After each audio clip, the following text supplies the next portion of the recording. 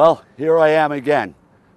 There are real, identifiable, and compelling reasons why Shannons cost what they do, why our resale value is historically the highest in the industry, and why surveyors love us so much.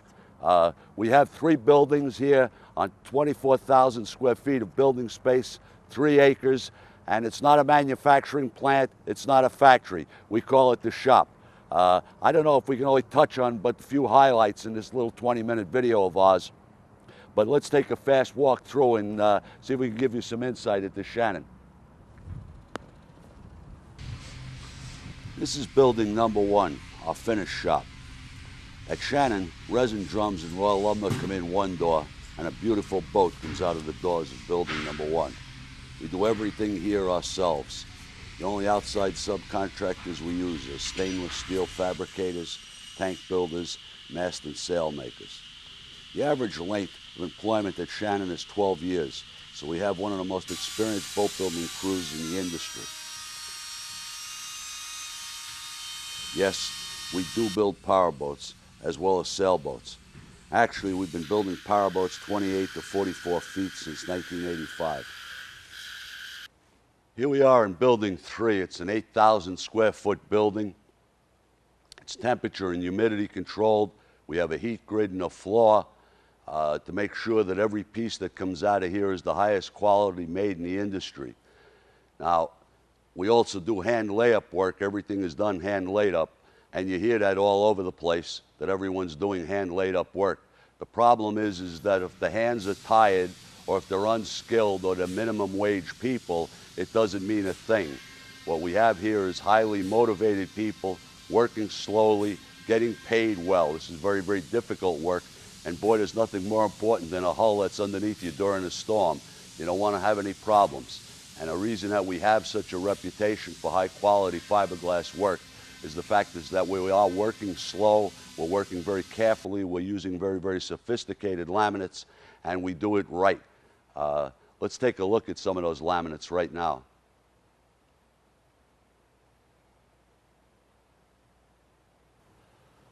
A lot has happened since I started this company in 1975 in terms of resins and in terms of fabric.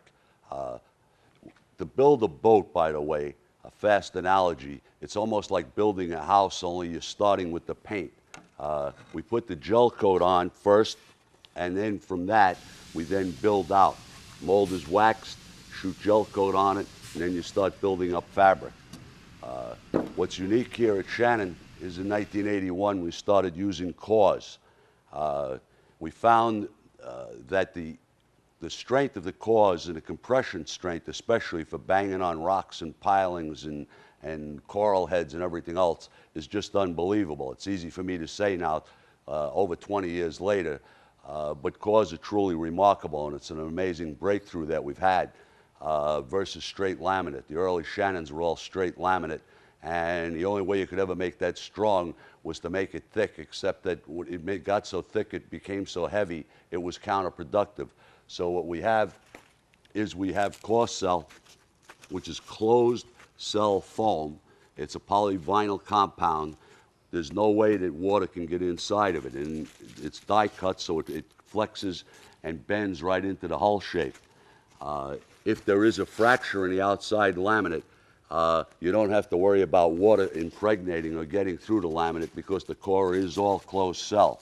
The material that we use is we start out and it's laid up in fabrics. Now, you know, it's a little tough to see, but we start with gel coat, and then we start laying up each fabric. Now, depending on where we are in the boat, it's a different laminate up where the chain plates are or the mast step versus where the transom is. Each piece, each laminate, it's a very complicated laminate schedule, and in between that, we have sandwich, we have this core, closed cell foam, which is important to know in this little drill that we're doing, versus what's been going on right now because of the EPA, environmental protection.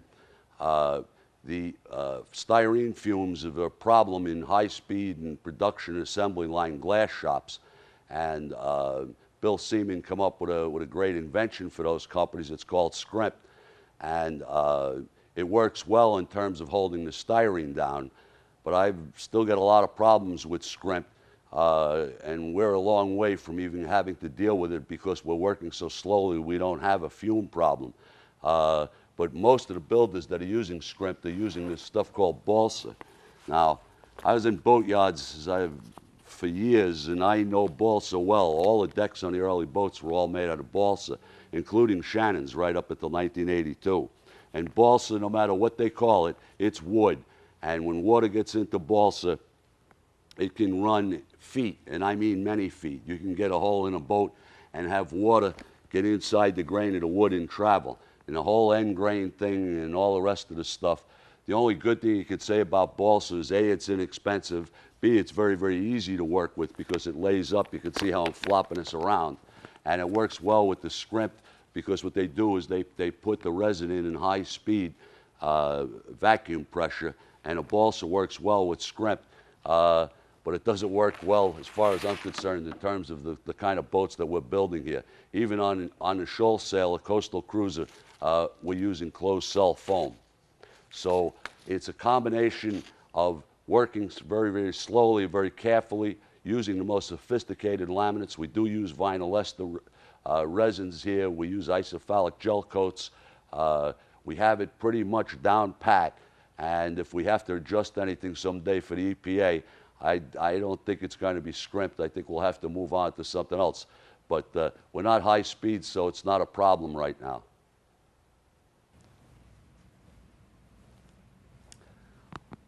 All Shannons are one-piece hulls. Now, because of the internal deck flange and the way we land the deck, we have to make the molds in multiple pieces.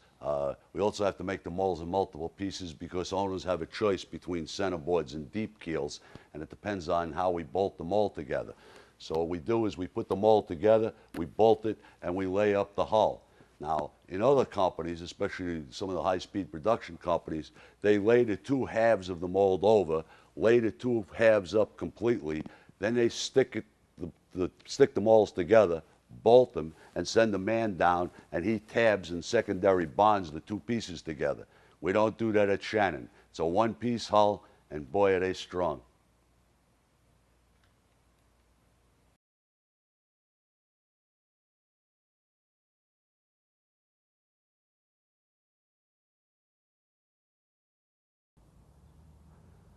I'm standing out in 47 hull mold right now. Actually, I'm down in the ballast cavity right here in the keel. There were no keel bolts on Shannons.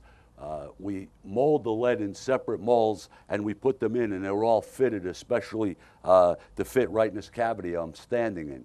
In addition, they happen to have a taper, which I don't know if we're picking up on this camera or not, so that even if you rip the entire bottom of the boat off, the lead ballast will not fall out. And on top of that, we lay up right across here, and we put another whole secondary hull right over the top of the lead ballast to really make sure that nothing can happen in the event of a serious grounding. In my early years before I started Shannon, I worked in boat yards, and I really learned how truly terrible keel bolts are. And they're even a bigger problem with bolt-on fin keel boats because if you run aground, you have no way of telling whether or not you've fractured any of the bolts, especially the forward bolt, without dropping the entire keel, which in the United States is not a big deal, but it's a real big deal if you happen to be out in the South Pacific or off the coast of South America where all they have is rail cars. We do use keel bolts on the Schulz sailor, but those keel bolts run right through the keel so that in the event of a bad grounding, you can drift a keel bolt right out. Of course, on a Schulz sailor, the keel isn't sticking way down as it would be on a fin keel boat, so that it's flush, and if you do run aground, all it does is absorb some of the shock, which you hear about from everybody talking about absorbing the shock. No keel bolts on our offshore boats because travel lift is an American invention. And the other problem, by the way, while I'm on keel bolts, is this fin keel bolts, besides being J bolts, which are molded in, are also made out of stainless steel. Everybody's using stainless steel. which is it's a bad idea, because contrary to what you've heard, stainless steel does corrode, and it corrodes especially right where the keel bolt comes up through the bilge and water is sitting for a long period of time. So not only you have a grounding situation with bolt-on keels, but there's also a corrosion factor when the boats get old. Offshore boats, no keel bolts. On the Schulz sailor, the keel bolts come right out and the keel is flush.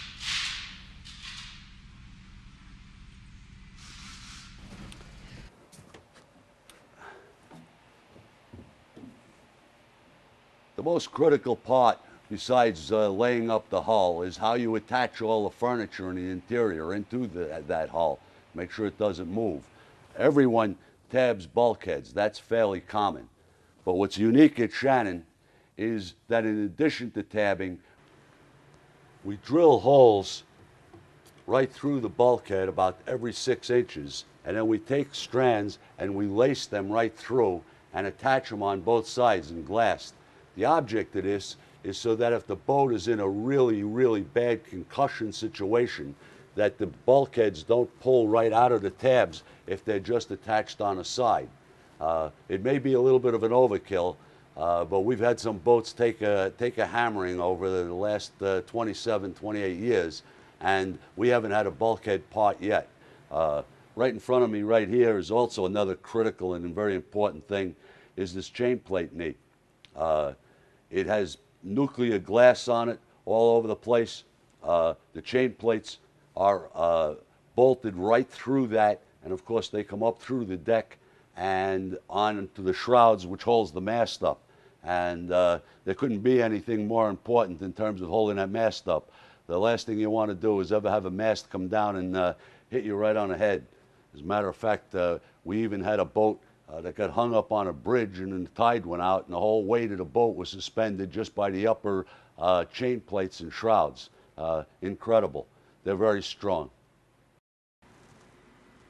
All the furniture, modules, everything at Shannon, and I mean everything, is glued and screwed. There are no nail guns used at Shannon. Whenever we fit something right in, it's glued and then it's fastened in. You see a lot of boats at boat shows that look real nice, fancy, and varnished, and looking good. But what you want to really do is see what those boats look like 5 or 10 years down the line. The key to Shannon's international reputation is the fact that if you look at a Shannon that's 20, 25 years old, the joint is as tight as it was as when we built it. We can't make it any more rugged, and it stays pretty forever.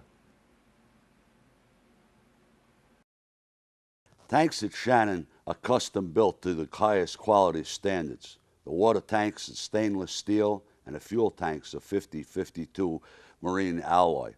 All the tank exteriors are coated with a special epoxy to prevent any corrosion. More important is the fact that the tanks are removable without having to use a chainsaw. The cabin sole lifts right up by removing the athwartship teak sole boards. The tanks under the settees are also removable.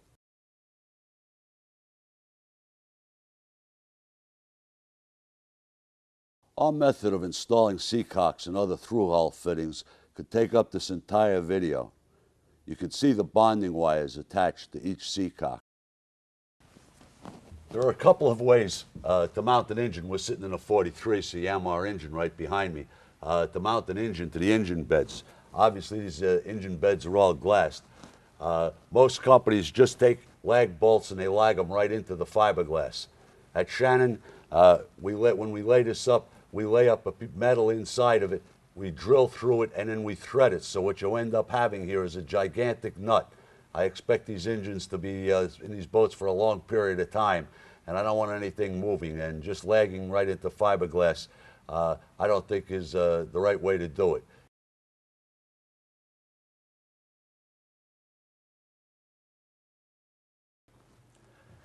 Another important part of building this boat is getting the deck onto it, and it is truly an important part of this whole construction process is the hull to deck joint.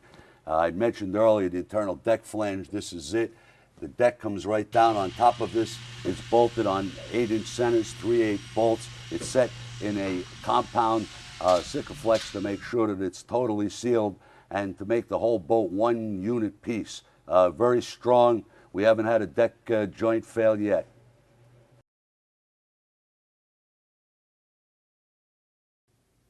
Electric and salt water are a tough combination on a boat. Everything from quality circuit breakers, marine grade wiring, and how everything is put together is critical. All wiring on Shannons are run under the deck flange. There are no wires in a bilge or buried under liners. The wiring can all easily be inspected by removing the electrical covering boards. The house and engine gel cell batteries are isolated by switches to allow engine starting even if all the interior lights are accidentally left on. A lot has changed since I started this company in 1975. We showed you the laminates and resin revolution, but the revolution in electronics has been truly amazing. I can't believe it myself. We have GPS, we have satellite navigation, we have laptop navigation. I'm standing here on the little Schulz sailor 32, and even this boat is all tripped out with the latest and most modern electronics you could possibly have.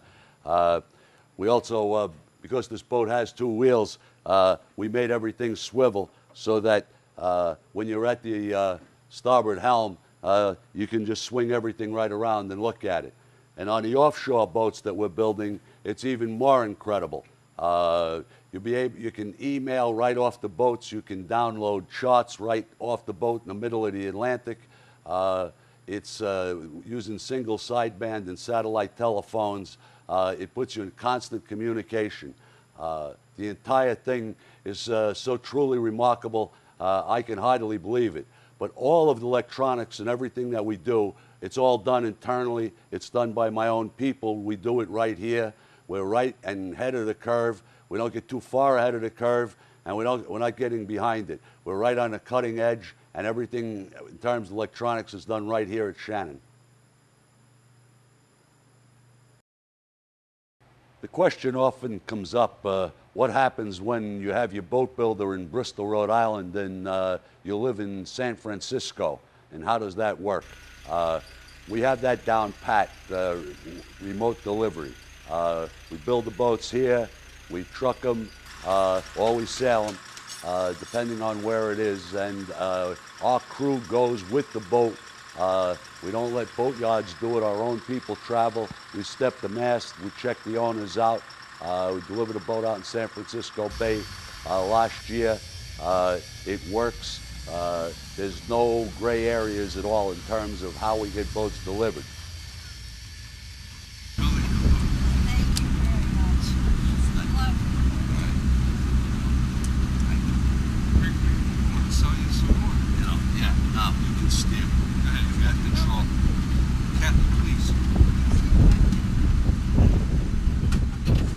Another important point on that, while I'm talking about that, is service and repairs. We've got Shannons traveling all over the world. Durban, South Africa, we have boats in Polynesia. What happens if you have a breakdown or you have a problem? We're a phone call away, and now we even have email, which makes life real easy. We can get parts to someone virtually next day or next couple of days. In an accident, we even shipped a whole bowsprit to someone in an atoll out in Polynesia. And speaking of that, just recently, a few weeks ago, we had a 25-year-old Shannon with a very, very bad grounding in Malaysia. Using email, he emailed me the photographs of the damage.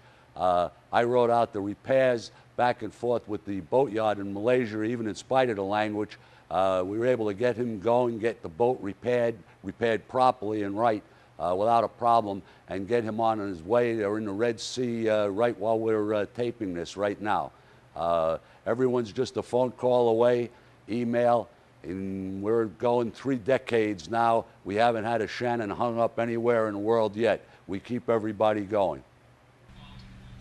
We hold owner seminars right here at the shop for new and used Shannon owners. This provides the opportunity to discuss maintenance issues and new developments from electronics to bottom paints. We also show owners how to do maintenance things like gel coat repair, varnish, and engine work. And it also gives Shannon valuable feedback on how various pieces of equipment are holding up in real-world use for future owners. If there are two words that summon up Shannon, it's evolution and experience. While there are other companies that claim to have been around a lot longer than Shannon, mostly the people who are building those boats and the people who are running those companies have all changed, especially in the last decade. We've been building boats here over 35 feet, offshore boats over 35 feet, since 1975 without interruption. There is no other company in the industry that has the experience, both out on the floor building the boats, the design, management, whatever, that Shannon has. It is our total focus building boats. We don't have a service yard or repair yards, and we don't build truck bodies. All we build is yachts. And I truly believe with all my heart that we build the finest yachts in the world. I hope you'll take the opportunity to come up to Shannon and get the full-length version of a tour of the shop here. And I look forward to seeing you. Thank you.